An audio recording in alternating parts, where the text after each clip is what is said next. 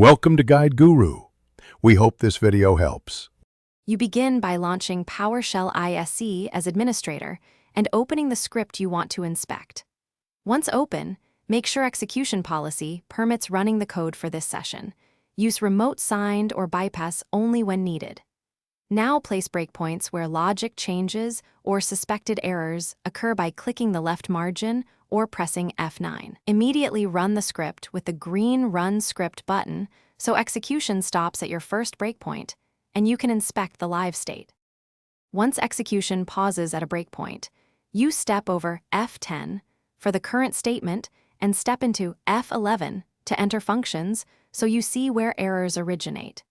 Make sure to watch the variables and locals panes continuously to follow changing values and add specific variables to the watch pane for persistent tracking. Open the call stack to trace the path of calls and use the immediate pane to run expressions or reassign values without editing the script.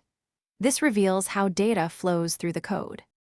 You conclude by removing or disabling breakpoints and resuming execution to verify the issue is resolved.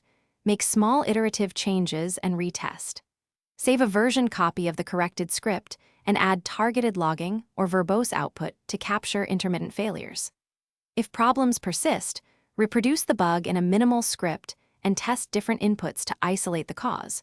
Also confirm required modules and permissions are present. A key troubleshooting tip: when ISE behaves oddly, restart the host and run the script in a fresh PowerShell session to rule out environment state. Thanks for watching. Consider subscribing if we helped you today.